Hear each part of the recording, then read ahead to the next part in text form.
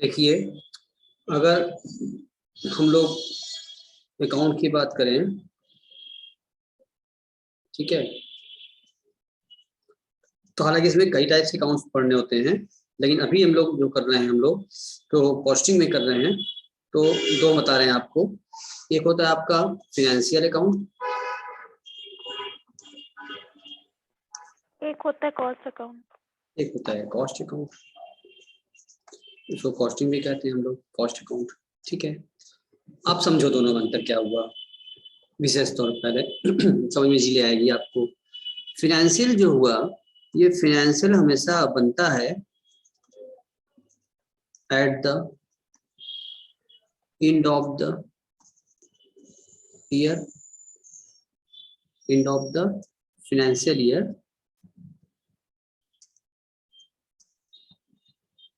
ठीक, कॉस्ट कौन बनता है?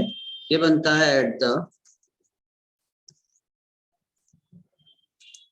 बिगिनिंग ऑफ द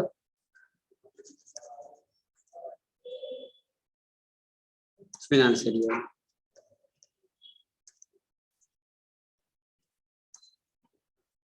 ठीक, मतलब आप जैसे ट्रेडिंग पीएल बनाते हैं हम लोग, प्रॉफिट लॉस अकाउंट बनाते हैं कब? At the end of the year में, हर साल 31 मार्च को। लेकिन कॉस्ट अकाउंट में क्या होता है? ये स्टार्टिंग में ही बना लिया जाता है। ठीक है, अब कैसे बनता है सर, ये ध्यान दीजिए। ये जो बनाते हैं हम लोग, ये बनाते हैं एक्चुअल डाटा पर। ठीक, कि हमने एक्चुअली क्या किया है, कितना कमाया, कितना कमाया, परचेस सेल क्या था, एक्सपेंसेस क्या था, सब एक्चुअल बेसिस पर। ठीक है, और ये जो बनता है, मेरे साथ साथ आप लोग बना नहीं बना रहे हैं, ये जो बनता है नोट करते हैं मेरे साथ साथ, ये जो बनाते हैं कॉस्टिंग का, ये बनाते हैं एस्टिमेटेड डाटा। इसका होता है मतलब एस्टिमेटेड बेसिस पर इसको बनाते हैं। लास्ट ईयर्स के एक्सपीरियंस के आधार पर हम लोग एस्टिमेट कर लेते हैं कि कितना खर्चा या कितना एक्सपेंसेस है, कितने परचेज होंगे, सेल होंगे, कितना प्रोडक्शन करना है, बनाना है, ये सब होता है। ठीक है, तो यानी कि इसमें भी क्या है कि इस बनाने पर इस पर क्या मिलता है हम लोगों को? प्रॉफिट लॉस मिलता है, और इसके बनाने पर भी क्या मिलता है हम लोगों को? प्रॉफिट लॉस यहाँ भी मिलता है। ठीक है ना, प्रॉफिट होगा या लॉस होगा, तो जाहिर सी बात है इन दोनों के प्रॉफिट लॉस के आपस में क्या होगा? डिफरेंस तो होगा ही होगा। ठीक है ना, क्योंकि ये एक्चुअल बेसिस पे बना हुआ है, इसमें समथिंग प्रॉफिट लॉस आएगा, और ये एस्टिमेट पे बना था, मतलब शुरू में ही बना लिया था हम लोगों ने, एक सोच लिया था इतना माल बनाना है, इतना प्रोडक्शन तैयार करना है, इतना सेल होगा, इतनी प्रॉफिट होगी, मतलब ये सोचे थे, एस्टिमेट बेसिस पे एस्टिमेट किए थे, और ये साल जब बीता तो एक्चुअल में मिल गया। तो क्या जो सोचे होते हैं क्या वही बराबर हो जाता है? ये दोनों बराबर हो जाएंगे, मैच हो जाएंगे, दोनों पीएल अलग अलग रहेंगे? क्या सोचा हुआ कभी पूरा होता है 100%? थोड़ा बहुत वेरी होता है। नो सर, सर डिफरेंस आएगा थोड़ा बहुत। डिफरेंस तो आएगा ही। ठीक है, एस्टिमेट किया हमने, एकदम नहीं, पूरा एग्जैक्ट नहीं हो पाएगा, लेकिन हाँ लमसम उसके एक नियर अबाउट मिलेगा। ठीक है, तो इसका मतलब ये होता है क्या कि इसमें क्या बोलते हैं कि अब हमें क्या करना होता है, बाद में डिसाइड करते हैं, यहाँ पर इसको रिकॉन्साइल करते हैं, यानी कि इसके प्रॉफिट को इसके प्रॉफिट से हम क्या करते हैं? कंपेयर। इन दोनों प्रॉफिट को हम क्या करते हैं? कंपेयर करते हैं। ठीक है, और कंपेयर करके रिजल्ट निकलता है, उसको बोलते हैं रिकॉन्सिलेशन। इसका हम एक के बनाते हैं रिकॉन्सिलेशन स्टेटमेंट। सर ये जो एक 11th में चैप्टर था बीआरएस करके, उसकी तरह है क्या? वहां भी था बीआरएस पे, तो वहां पर कैशबुक और पासबुक में आप रिकॉन्साइल करते रहे, और वही काम यहाँ करना है हमको, फाइनेंशियल और कॉस्ट में रिकॉन्साइल करना है, कुछ उस थीम आपको वही मिलेगा। ठीक, यहाँ भी कंपेयर करना होगा कि आखिर डिफरेंस जो प्रॉफिट का आ रहा है, वो प्रॉफिट का डिफरेंस क्यों आ रहा है, ये इसको फट से बना लीजिए, तो फिर आगे बढ़े हम।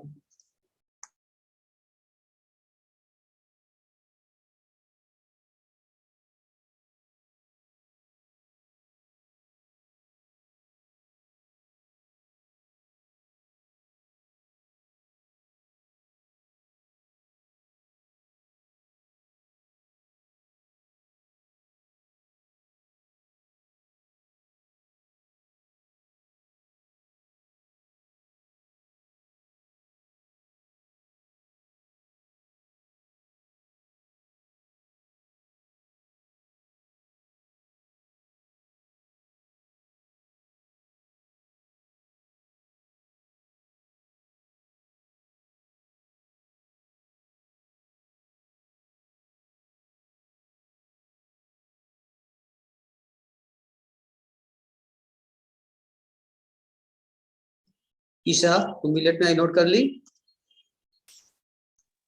स्क्रीनशॉट ले रही है। चलो तो ये बात समझ लिया हम लोगों ने।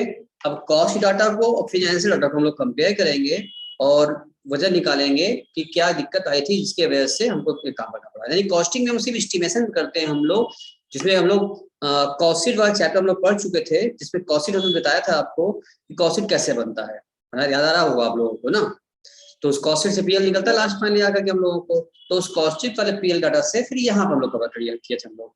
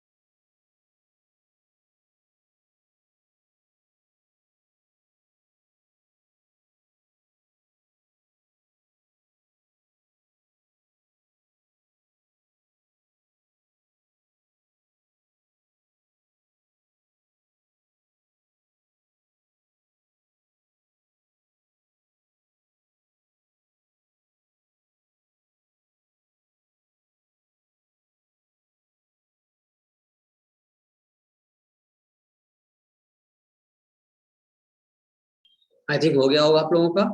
अब चलिए हम आपको दिखा देते हैं कॉस्ट शीट जो हमने बनवाया था। तो कॉस्ट शीट में पीएल कैसे निकलता था, ठीक है, उसका बना था आपने, फिर भी जिसका ना बनाया हो तो एक बार बना ले मेरे साथ साथ, उसको हम शेयर कर लेते हैं। ठीक है श्रेया, ईशा बना लो। Okay sir. देखो ये हमने उसमें बनाया था, शायद प्रियंका तुम बनाई होगी, ठीक है। देखो इसको तुम बनाओ मेरे साथ साथ, पर इसको बनाओ। सर ये वाला तो है।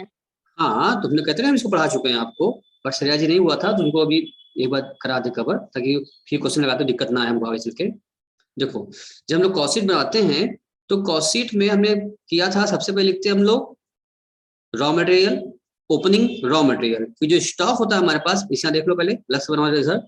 जो गुड्स होता है हमारे पास वो 3 प्रकार का होता है, क्योंकि मैन्युफैक्चरिंग कंसर्न है, हम लोग कॉस्टिंग कर रहे हैं, मैन्युफैक्चरिंग बना रहे हैं गुड्स को, तो मेरे पास रॉ मटेरियल भी होगा कच्चा माल, और WIP मतलब होता है वर्क इन प्रोग्रेस, ठीक है, और फिनिश गुड्स भी होता है हमारे पास, तैयार माल, ऐसा माल जो एकदम अभी कच्चा माल है, बनाना बाकी, रॉ मटेरियल्स जो बनकर तैयार एकदम कंप्लीट फाइनल हो चुका है उसको बोलते हैं फिनिश गुड्स FG, और जो अभी अभी आधा बनाना बाकी है, आधा कच्चा पक्का माल है, उसको बोलते हैं वर्क इन प्रोग्रेस WIP। 3 प्रकार का माल होता है हमारे पास गुड्स, ठीक है।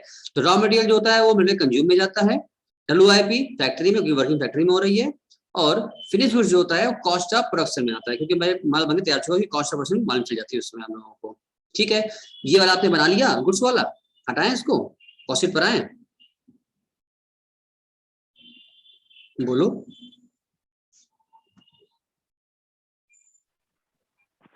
Yes sir.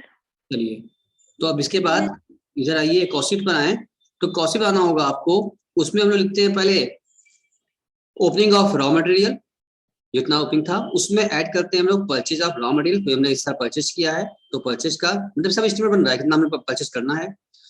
उसके बाद कोई क्लोजिंग है तो क्लोजिंग को आप लेस कर लीजिए, ठीक है।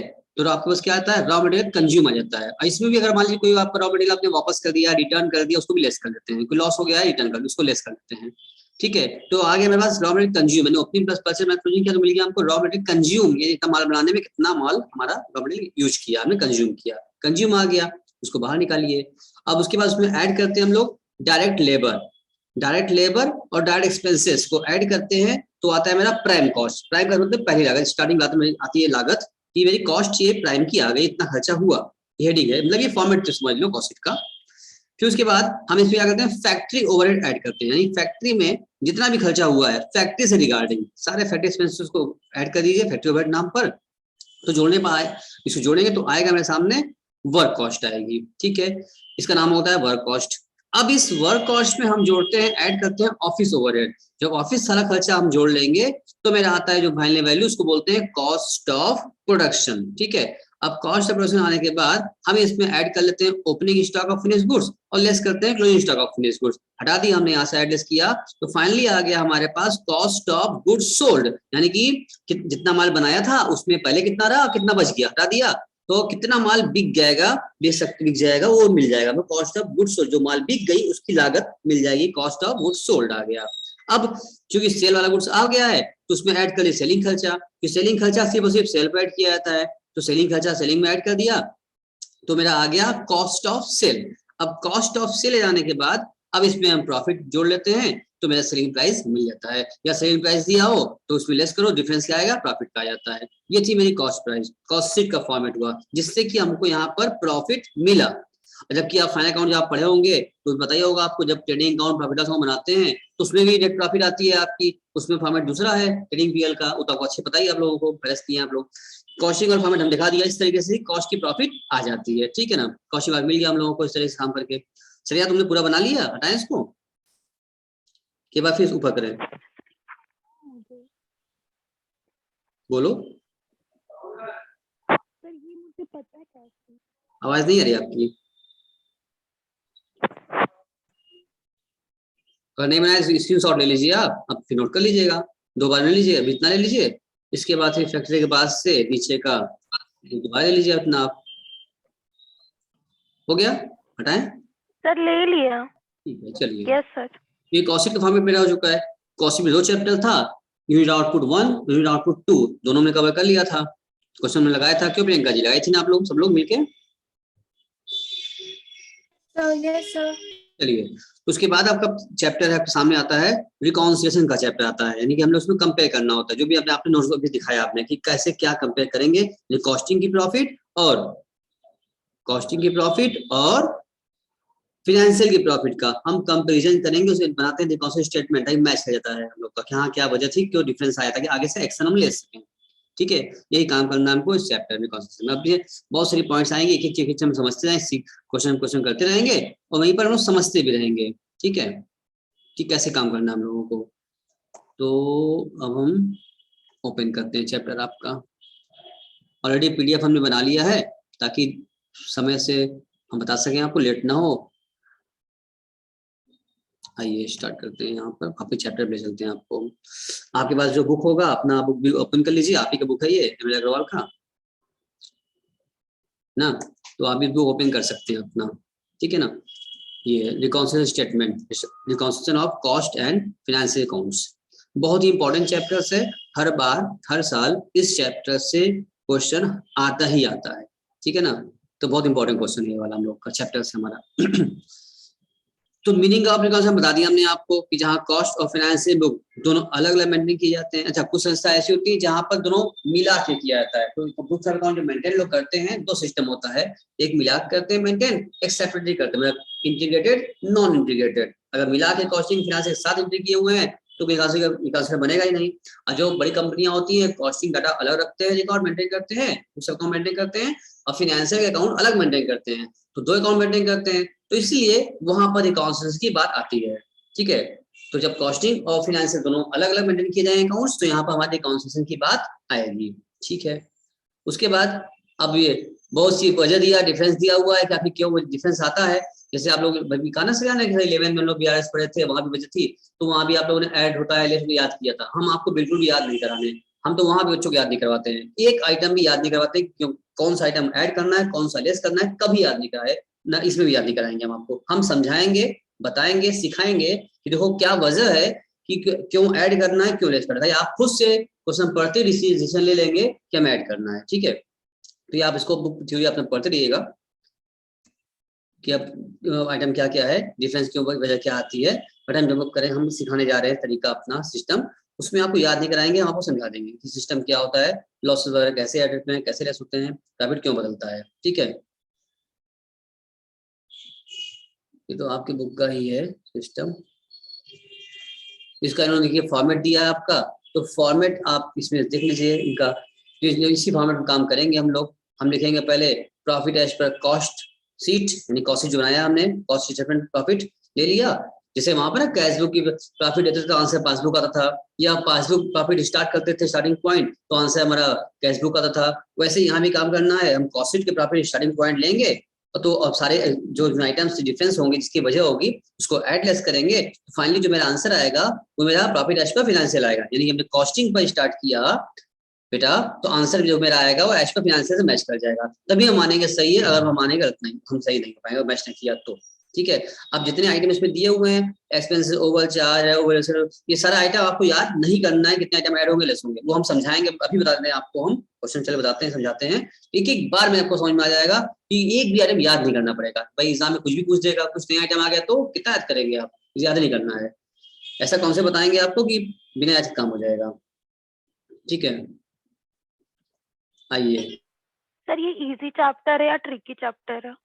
सारे चैप्टर सब इजी हैं, जितने बुक में चैप्टर देख रहे हैं आप लोग, कोई चैप्टर टफ नहीं है तब तक जब तक आपको आ नहीं जाता। कोई चीज अगर नहीं आ रहा है तो टफ है, अगर आ गया तो इजी है। तो सारे चैप्टर हमारे समझ से इजी है, क्योंकि सारी चीजें हम इस तरह हम बताएंगे आपको कि एक बार में आपको आ भी जाएगा, तुरंत आ जाएगा समझ में कि आज सिस्टम क्या है और कैसे करना। आप करना भी स्टार्ट कर देंगे, लगाना देंगे आप इजीली, आप लगा भी लेंगे। इसका मतलब क्या हो गया, आपको कोई दिक्कत होगी नहीं, आपको सब इजी होगा।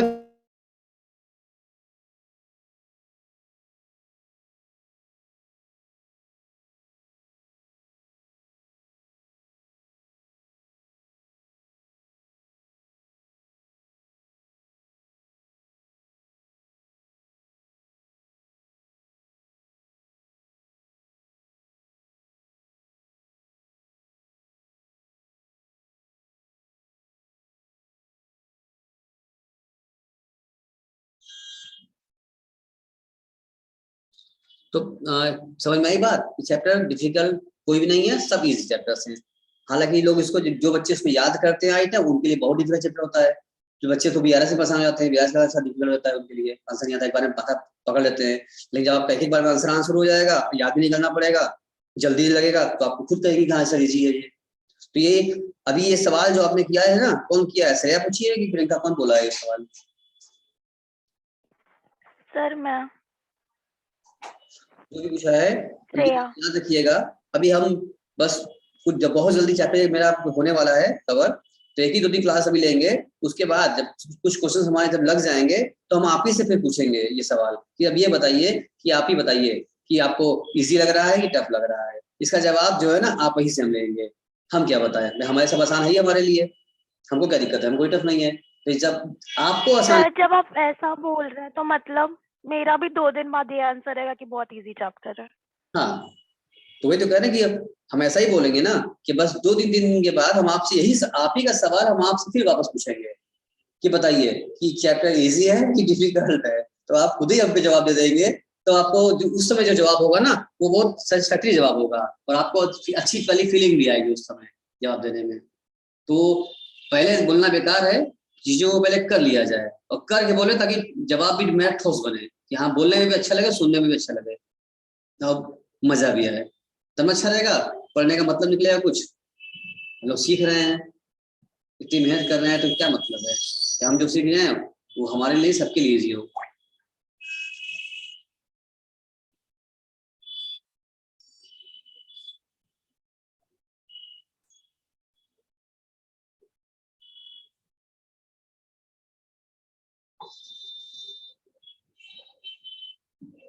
चलो तो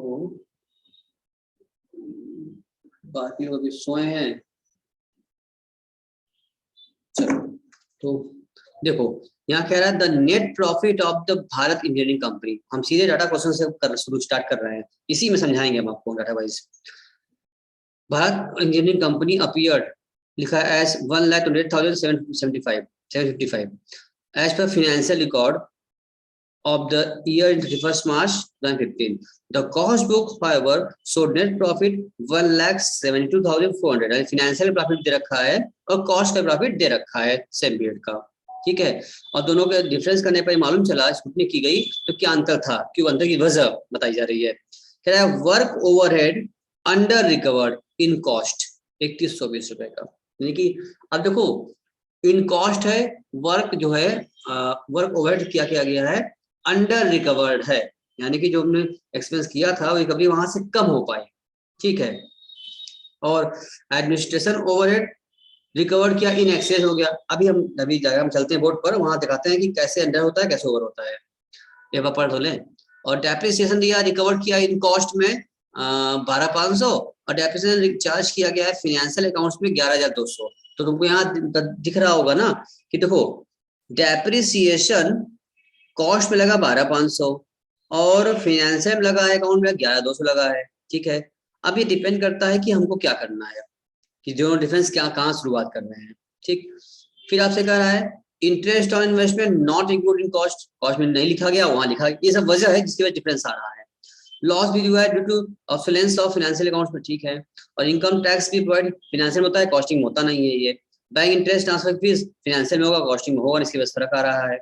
ये सब फर्क निकाल करके आपको दे दिया है, तो हमको देखना है हमको शुरुआत कहाँ से करनी है सर। आइए चलते हैं पहले बोर्ड पर, आपको कुछ कॉन्सेप्ट बता दें पहले इसका कि वजह दिख गया हमको, क्वेश्चन कैसे रहेगा ये भी दिख गया हम लोगों को, तो कुछ हम बता दें पहले आपको।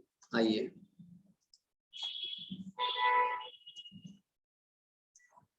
देखो हमें करना क्या है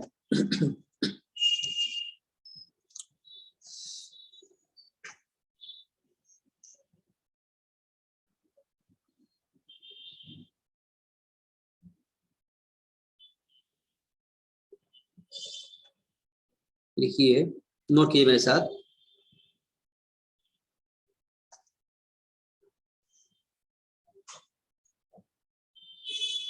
नोट या स्क्रॉल भी कर सकते हैं। When starting point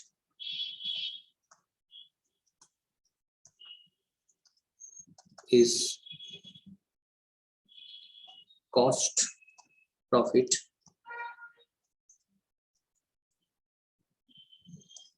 then follow the following rule.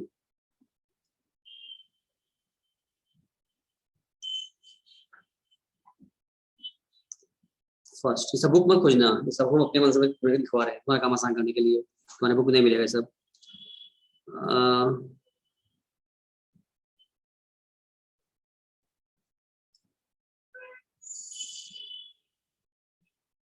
Consider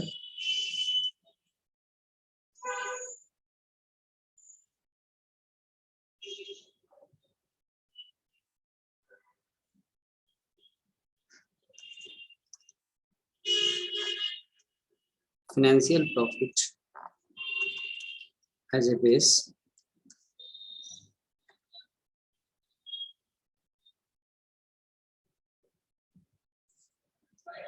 and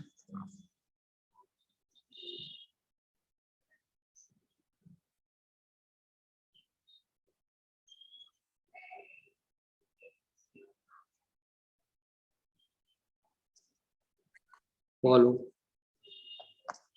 this। क्या फॉलो करना होगा आपको?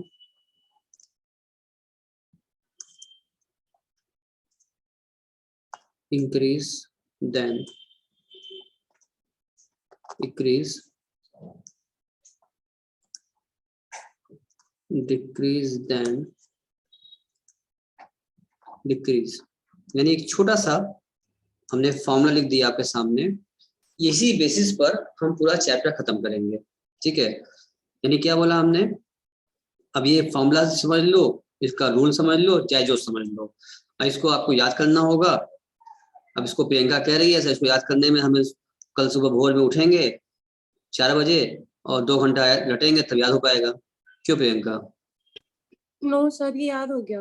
अरे वाह, ये तो याद हो गया, तुरंत याद हो गया। ईशा सर क्या है? Increase and increase, decrease and decrease. बस बस बस यही चीज हम समझाना चाह रहे हैं आपको, कुछ नहीं कराना है आपको, बस ये समझना है increase then increase, decrease then decrease.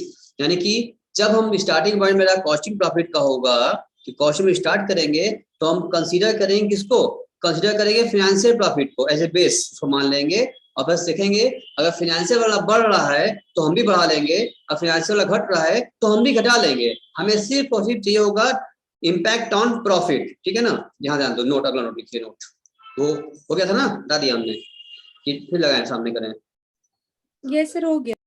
देखिए फिर लिखिए नोट। सर एक बार दिखा दीजिए, सर एक बार दिखा दीजिए।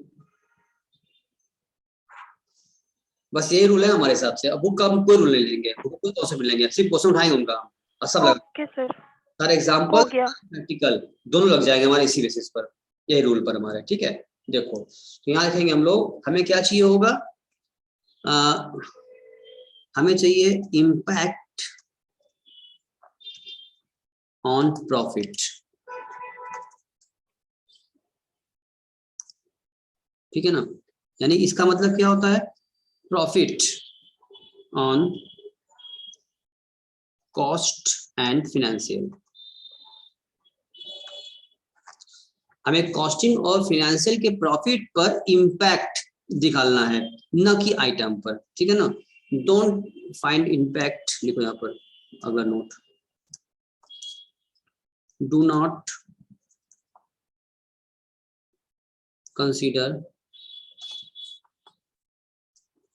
impact on item of cost and financial। ये दो बात आपको ध्यान रखना होगा, ठीक है ना। क्या हमने कह दिया कि आपको सिर्फ और सिर्फ कॉस्ट और फिनेंशियल के प्रॉफिट पर इम्पैक्ट आपको ध्यान रखना है, कॉस्ट और फिनेंशियल के प्रॉफिट पर बेटा ध्यान रखना है तुम लोगों को। तुमको बेस बना तुम्हारे लिए, तुम्हारी सोच तैयार कर रहे हैं, कॉन्सेप्ट बना रहे हैं, याद ना करना पड़ेगा। और आपको जो एग्जाम में गलतियां होती हैं वो गलती बचा भी रहे हैं हम आपको। जो आइटम होता है ना, आइटम दोनों के अंदर का, वो आइटम पर कॉस्ट फिनेंशियल का आपको ध्यान कंसीडर नहीं करना है, नॉट, आपको नहीं करना है आइटम वाइज, आपको इम्पैक्ट देखना है प्रॉफिट के ऊपर, ठीक है ना। फॉर एग्जाम्पल जैसे क्वेश्चन में कहा था ना, डेप्रिसिएशन के बारे में एग्जाम लिया जाए, बात करें हम तो कह रहा है वो कॉस्टिंग में, देखो यहाँ पर कॉस्ट एक तरफ है, एक तरफ मान लिया फिनेंशियल है, तुमको धीरे धीरे हम ले चलेंगे ऊपर, ठीक है ना। एक बार वो वाला पेज दिखा दीजिए। लीजिए,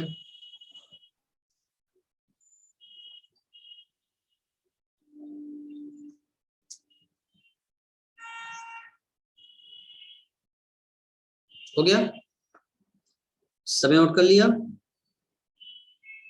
यस चलिए तो देखिए हम क्या बताएंगे, मान लिया इन्होंने कहा था ना कि कॉस्टिंग में इन्होंने डेप्रिसिएशन चार्ज किया है 10,000 रुपए, और फिनेंशियल में इन्होंने डेप्रिसिएशन चार्ज किया है 12,000 रुपए। जस्ट इट्स ओनली एग्जांपल, हम एग्जांपल ले रहे हैं, ठीक है ना, कि इन्होंने इसमें चार्ज करवाया है 10,000 रुपए का, और यहाँ से इन्होंने चार्ज करवा लिया है 12,000 रुपए का डेप्रिसिएशन यहाँ चार्ज करा लिया है इन्होंने, ठीक है भाई, अच्छी बात है। अब हमको जानते हो ये डेप्रिसिएशन अपने आप में ये एक आइटम है, ठीक है ना, तो हमको डेप्रिसिएशन मतलब थोड़ी है, इस पर ध्यान देना है, हमें इसके वजह से इसके प्रॉफिट पर क्या इम्पैक्ट पड़ा ये देखना है, ना कि आइटम वाइज देखना है। तो आइटम देखना नहीं, आइटम डेप्रिसिएशन का हो गया, हमें प्रॉफिट पर इम्पैक्ट देखना है। हम ये कहेंगे कि देखो ये एक एक्सपेंसेस का आइटम है, डेप्रिसिएशन एक एक्सपेंसेस है, जो कि मेरा प्रॉफिट एक्सपेंसेस तौर पर डेबिट किया जाता है दोनों अकाउंट में, जिससे कि हमारी इनकम या प्रॉफिट जो गेन कहते हैं आप घटेगी, आपकी एक्सपेंसेस बढ़ाओगे घटेगा। इसका तुम ये कह सकते हो कि फिनेंशियल में अगर 12,000 चार्ज किया गया है, इसका मतलब 2,000 रुपए अगर डिफरेंस निकाल लिया जाए तो 2,000 रुपए फिनेंशियल में एक्सेस चार्ज किया गया डेप्रिसिएशन, यानी कि यहाँ पर अगर बात किया जाए तो एक्सेस क्या किया गया है, 2,000 रुपए डेप्रिसिएशन का एक्सेस चार्ज कर लिया गया है। इसका मतलब ये होता है जब 2,000 रुपए आप एक्स्ट्रा चार्ज करोगे डेप्रिसिएशन फिनेंशियल में, तो फिनेंशियल की प्रॉफिट क्या हो जाएगी, इसका इम्पैक्ट ऑन प्रॉफिट देखो, इस आइटम पर इस हम कह रहे हैं आइटम का प्रॉफिट पर क्या इम्पैक्ट पड़ेगा फिनेंशियल के। 2,000 रुपए से अधिक बढ़ जाने से हमारा प्रॉफिट घट जाएगा 2,000 से या बढ़ जाएगा, ये बताओ, तो दिमाग चलाओ। एक बार फिर से रिपीट करिए। हम ये कह रहे हैं कि अगर हम अपने फिनेंशियल में 2,000 रुपए से एक्स्ट्रा खर्चा बढ़ा के दिखा दिए हैं, तो हमारी फिनेंशियल की प्रॉफिट 2,000 रुपए से जो मैंने बढ़ाया था, तो प्रॉफिट हमारी घट जाएगी कि बढ़ जाएगी?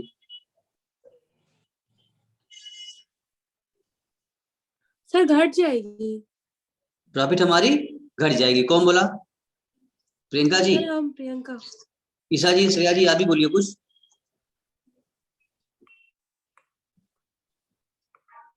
श्रेया बोलो। एक बार फिर से समझाइए। हम ये कह रहे हैं कि अगर हम यही बेस है, देखो बेटा यही समझ लोगी तो आगे क्वेश्चन में दिक्कत नहीं होगी। हम ये कह रहे हैं कि अगर आप फाइनेंशियल अकाउंट में 2000 रुपए से एक्स्ट्रा डेप्थ दिखा दिया है, खर्चा दिखा दिया है आपने, तो खर्चा बढ़ाओगी तो प्रॉफिट घटेगा या बढ़ जाएगा? सर बढ़ जाएगा। प्रॉफिट बढ़ेगा। प्रॉफिट घट जाएगा नालायक। तुम्हारे पास अगर 10,000 रुपए है और तुम अगर 6,000 खर्चा करती हो, 4 बचा, फिर 8 खर्चा कर दोगे तो घट जाएगा, तो प्रॉफिट में बचेगा इनकम। यस सर घट जाएगा। एक्सपेंसेस बढ़ाएंगे तो इनकम घट जाएगी ना। हाँ, यस सर।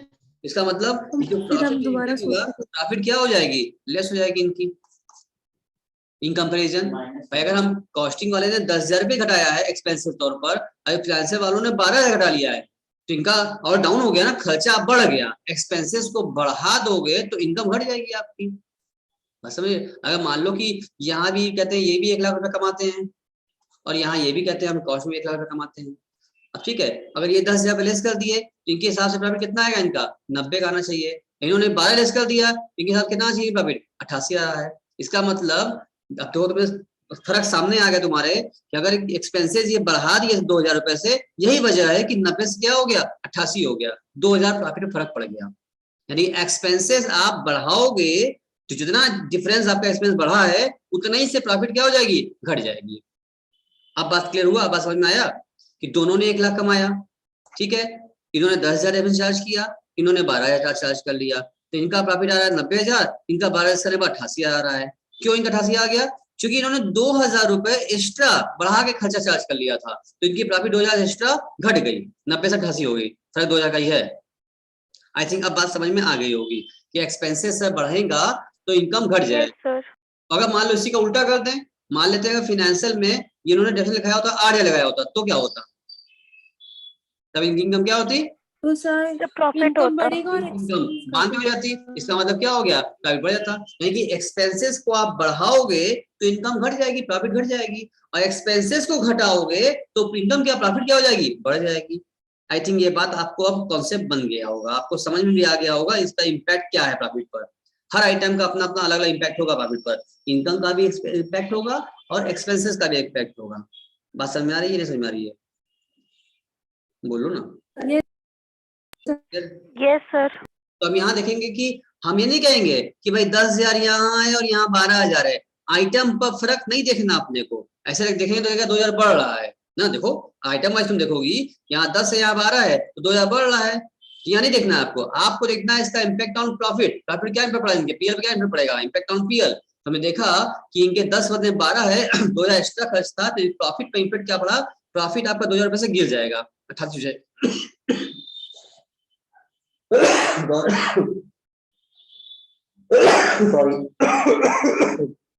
तो हम कहेंगे कि फाइनेंशियल की प्रॉफिट इस आइटम की वजह से, इस ट्रांजेक्शन की वजह से फाइनेंशियल की प्रॉफिट में 2,000 रुपए से घट गई है। तो हम यहाँ फॉर्मूला लगा लेंगे, पर कॉन्सेप्ट लगाएंगे, ये वाला फॉर्मूला लगाएंगे, increase and increase, decrease and decrease. अगर फाइनेंशियल की प्रॉफिट क्या करना है, अगर कॉस्ट्यूम में स्टार्टिंग पॉइंट है तो फाइनेंशियल ध्यान देना होगा, हम लोगों को कंसीडर करना होगा। फाइनेंशियल की प्रॉफिट घट रही है तो हम भी क्या करेंगे, घटा लेंगे। फाइनेंशियल प्रॉफिट बढ़ेगी तो बढ़ा लेंगे। समझ में आ रही है क्या कर रहे हैं हम। अगर फाइनेंशियल की प्रॉफिट घटेगी तो हम भी घटा लेंगे, अगर बढ़ेगी तो हम भी बढ़ा लेंगे। Getting it? अभी भी रुके हैं, क्लियर हो गया सबको, बताइए, बोलो। समझ गए सर। क्लियर हो गया। हो गया, तभी अभी चलिए आप जवाब दीजिए हमको। यहाँ कॉस्ट है, यहाँ फाइनेंशियल है, अब इसका जवाब आप जल्दी दीजिएगा, ठीक है। अभी बताइए कि कॉस्टिंग में हमें दिखाया है वेजेस 50,000 रुपए का, और फाइनेंशियल में दिखाया हमने वेजेस यहाँ पर 40,000 रुपए का। अब बताइए फाइनेंशियल की प्रॉफिट में क्या इम्पैक्ट पड़ा होगा, इसके प्रॉफिट लॉस पे क्या पड़ा होगा, प्रॉफिट लॉस घटा होगा, बढ़ा होगा, प्रॉफिट बढ़ा होगा। इसकी प्रॉफिट क्या होगी, बढ़ा होगा। बढ़ा होगा, कितने से, तो 60,000, अगर 1 लाख का करे तो फिर 60,000 है। हम 50 बोल रहे हैं, 50 यहाँ लिखा है एक्सपेंसेस, यहाँ डाला है 40, तो बताओ कि प्रॉफिट में कितना फर्क पड़ा होगा, घटा होगा, बढ़ा होगा, कितने से बढ़ा होगा, ये बताओ। तो 10,000 से बढ़ा होगा। इम्पैक्ट 10,000 का ही है, यस सर। हम देख रहे 10,000 रुपए का है, तो एक्सपेंसेस यहाँ इन्होंने कम दिखाया है इन कंपनी कॉस्ट, एक्सपेंस कम दिखाओगी इसका मतलब इनका प्रॉफिट क्या होगा, प्लस में है, जब प्रॉफिट बढ़ा हुआ है। जबकि आइटम वाइज देखोगी तो 50 से 40 हो गया है, ये 10,000 घट रहा है। जबकि प्रॉफिट इम्पैक्ट देखेंगे तो प्रॉफिट मेरा बढ़ रहा है। रूल कहता है हमारा इंक्रीज एंड इंक्रीज। अब इसका मतलब इनकी प्रॉफिट इंक्रीज कर रही है तो हम कॉस्ट में भी क्या कर लेंगे, 10,000 प्रॉफिट ऐड कर लेंगे अपना। इनका ऐड हो रहा है तो हम